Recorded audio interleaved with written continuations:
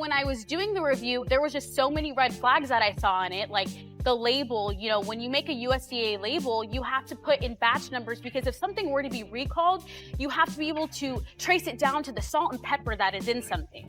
Okay, but why would I contact someone who's fabricating something on the internet? But nothing was fabricated. To be honest, you're not special. You're not special. Okay? Like it tastes like a chemical.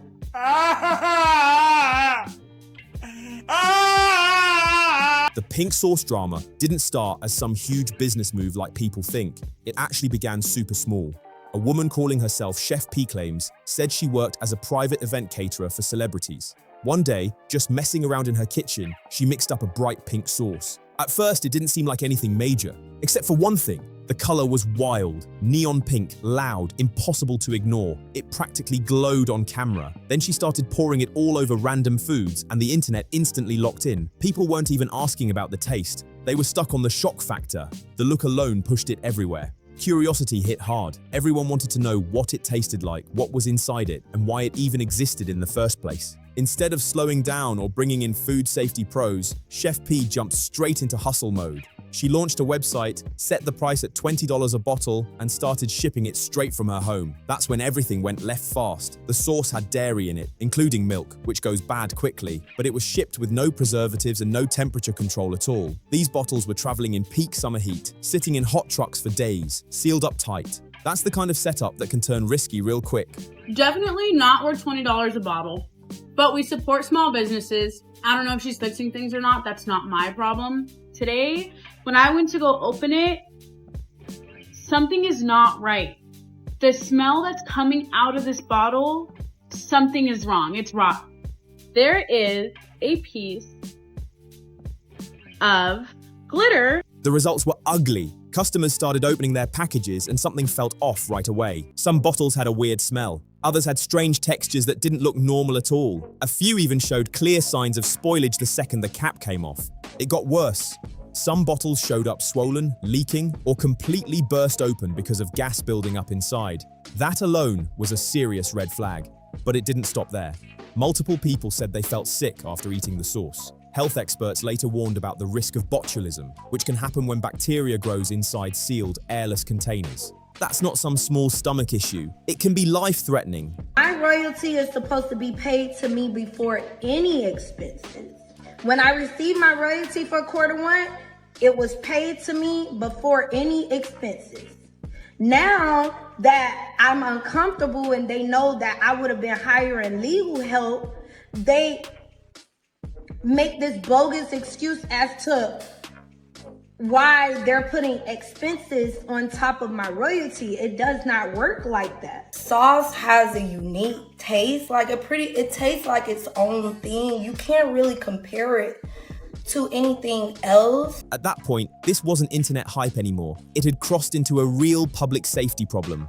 On top of all that, the production process looked reckless. No gloves, no hair covering, no clear sanitation standards. It didn't look like a real food setup at all. She was pouring the sauce into containers that looked more like candle holders than food-safe bottles. Everything about it felt unregulated and risky. What made it worse was how confident she seemed. The hype online had her moving bold, but confidence isn't the same as experience. Instead of slowing down and learning proper food safety, she leaned on blind support. As the backlash started growing, Chef P made a familiar move. She framed the criticism as hate. She said people were jealous or trying to tear her down, but the real issue wasn't jealousy. It was safety. The truth was simple. She looked unprepared to handle food production at scale. Basic safety rules were being ignored, and accountability was nowhere to be found. That pattern became even more obvious when she showed up on a low-budget daytime talk show hosted by a man named Carmo. From the second it started, the vibe was off. It was clear Carmo wasn't neutral. He stepped in to soften every critique and redirect every tough question. Anytime the conversation got close to real accountability, he jumped in to shield her. Everyone was complaining because the sauce was like orange. Dave's Gourmet wasn't sharing information with me. They've crossed me so much that I have no choice but to file suit. You're not supporting me by purchasing this. Oh my God. Oh my God. Oh my God. It didn't feel like a real interview. It felt like damage control dressed up as daytime TV. The energy was strange from start to finish. Instead of zeroing in on the real issue, unsafe food practices, the show pushed sympathy hard. There was even a moment where it felt like the audience was being nudged to clap for her resilience, like almost making people sick was just some tiny mistake everyone should forget. That tone alone didn't sit right with a lot of viewers. Then they brought out a woman named Ali who had posted a critical review of the pink sauce. From the start, the setup felt messy. It looked like they were aiming for a dramatic face-off right away. Ali's criticism was framed like harassment instead of genuine concern. The vibe wasn't about clearing up facts. It felt like they were trying to discredit her instead of actually responding to what she said. Before Ali even stepped on stage, Chef P was already emotional, acting like some major villain was about to walk out. The whole build-up felt staged and heavy from the jump. The narrative was obvious. Chef P was painted as the victim of online bullying, and Ali was framed as the face of that so-called abuse. It fit perfectly into the storyline Chef P had been pushing since the backlash first started. But viewers weren't buying it. The internet pushed back heavy, calling out the bias and what looked like straight-up manipulation. I'll tell you right now, I am sorry, just point blank period, that I gaslit you. Sauce, and as we saw, it kind of looked like you were on the up and up, and unfortunately you went live, I think the day before yesterday, with the GoFundMe saying that you are now facing eviction.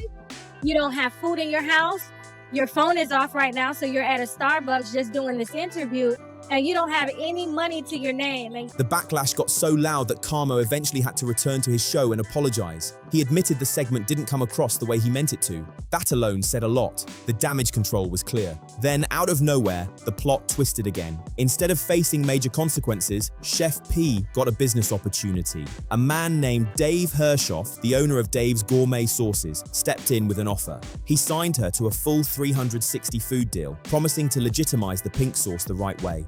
Production moved to a real distributor. Proper bottling and structured processes were introduced. And just like that, the sauce ended up sitting on Walmart shelves nationwide. At that point, Chef P really looked like she thought she had won, like the storm was over and success was locked in for good. But reality showed up quick. The product still had problems. The sauce color wasn't consistent. Sometimes it was bright pink, other times it barely looked pink at all. In a lot of cases, the label was doing more heavy lifting than the sauce inside. The reviews stayed mixed to straight up negative. Customers weren't impressed with the taste, and many were confused by the whole presentation. The big relaunch made one thing clear. Worried about it being swollen, and I don't know if this is considered swollen or not, or if that's what the bottle is, but Getting shelf space doesn't fix a weak foundation. When the pink sauce hit stores again, it didn't make real noise. Most people buying it were doing it for YouTube or TikTok reviews, not because they actually wanted it. Regular shoppers weren't checking for it. Sales moved slow. Then, almost immediately, the bottles started showing up on clearance shelves. I gave my recipe to swindlers. Of course they lied about everything they said in the beginning. I gave my recipe to swindlers. Of course they didn't involve me in the creation of the products. I gave my recipe to swindlers. Of course they took my ideas and tried to turn them into their own. I gave my recipe to swindlers. Of course they lied to the media to make me look like a bad person. I gave my recipe to swindlers. Of course they're trying to deteriorate my brand from their own mistakes. For a nationwide Walmart rollout, that's a rough look. The hype had faded. The curiosity window had closed. And this is where the story takes a turn that feels real familiar. If you've ever watched Shark Tank, you know how it goes. A product might look decent on paper, but if the owner doesn't fully understand business, the investor usually holds all the cards. The person with the money usually becomes the loudest voice in the room. They restructure everything. They fix the chaos, lock in logistics, tighten up production, and in exchange, they control the product and claim most of the upside. That was exactly the lane Dave was stepping into. His mission was clear: clean up the brand, stabilize the process, and turn something messy into a legit business.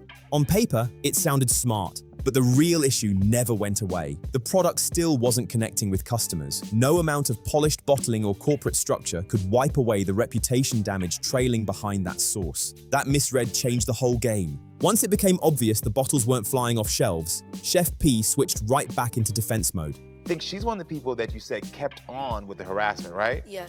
I mean, the pink sauce clown even cries before they bring her out on stage. What do you mean FDA approved? I don't sell medical products. The pink sauce don't contribute to your health. I never said that. Dave's Gourmet partner with Chef P. We saw the pink sauce go viral on TikTok along with everyone else. But with our 30 plus years of making sauces, We offered our expertise instead of criticism. Dave's Gourmet entered a partnership to help bring Chef P's vision safely to the consumer market. She jumped online and started calling Dave out publicly, accusing him of lying, manipulating numbers, and holding back money. She framed herself as betrayed all over again, saying she had been taken advantage of behind closed doors. Then came another twist. She launched a GoFundMe asking for $100,000, claiming she needed support just to survive and stay afloat. According to her, Dave didn't pay her what she was owed and wasn't transparent about the sales connected to her source. The message she pushed was simple and loud. She wanted people to believe she was being forced out and left with nothing. It painted a picture of betrayal all over again. Oh, hell no. Oh, hell no. All right, y'all, let me show y'all one of the ways I mixed the blue sauce. And oh my gosh, it was so good. Okay, so first we gonna need an activator, okay? So here, I'm adding in the blue seasoning, and then I was doing Holy Spirit, activate, activate, activate. But Dave didn't sit back quietly while his name got dragged online. He came back with documentation, receipts, timelines, and detailed numbers. He laid everything out from his side. According to him, he had already given Chef P a cash advance as a goodwill move. That money, he said, went toward covering refunds from the original pink sauce situation, which reportedly added up to over $30,000. From his point of view, that decision was basic business. If you're trying to relaunch a brand, you clean up the past first. You handle old damage, even if you weren't the one who created it. That was supposed to be part of rebuilding trust with customers and retailers. The idea was simple: fix the past so the brand could move forward. But instead of appreciation, the whole situation turned hostile. Something that could have been handled behind closed doors exploded into another public showdown. Once again, accountability got swapped out for accusations, and the same cycle started spinning all over again. By this point, the pink sauce relaunch was a clear commercial flop outside of people buying it just to post reaction videos on YouTube or TikTok. Regular customers weren't reaching for it. There was no strong word of mouth, no repeat demand, no steady momentum. The bottles hit store shelves and quietly stalled. Before most shoppers even realized it had gone nationwide, it was already landing on clearance racks. So I'm gonna give it up to you big time, because if I ever hear of a Black woman that is creating her own business, big up, okay? Thank you. Because that is powerful. You know what I mean? And thank you. We have a world that tells you that you're not able to pursue these things, you're not able to do these things. That's usually the last warning sign for a struggling brand. When product starts getting discounted that fast, it's not a good signal. And this is where the story starts looking real familiar. Like on Shark Tank, when a founder doesn't fully understand business, but investors think the product might still be salvageable. That's when the power dynamic flips quick. No, ma'am, we're not trying this. Look at this. It stinks like throw up. The investor brings the money, the structure, the industry connections, and the credibility. In return, they usually get control, majority ownership, final say, and long-term authority over the product. That was the position Dave stepped into. His plan wasn't just to attach his name to the source. He aimed to rebuild it from the ground up. We're talking new systems, real distribution channels, proper refunds, and a full reset. From a straight business angle, that strategy made sense. The issue wasn't just production anymore. The real damage was the brand's reputation. Consumers didn't trust it. A lot of people weren't willing to give it another shot, no matter who was backing it. That miscalculation hit hard.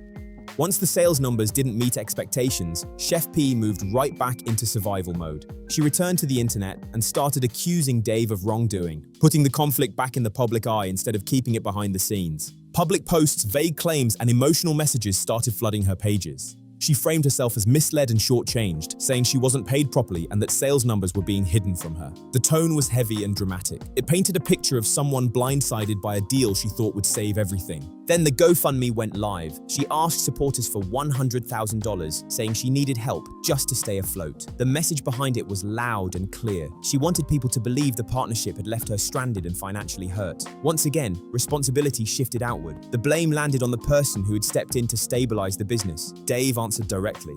Instead of throwing insults online, he responded with paperwork and receipts. According to him, he had already given a cash advance as a goodwill move. That money, he said, went toward refunding customers from the original rollout, totaling over $30,000. From a business standpoint, that decision was practical.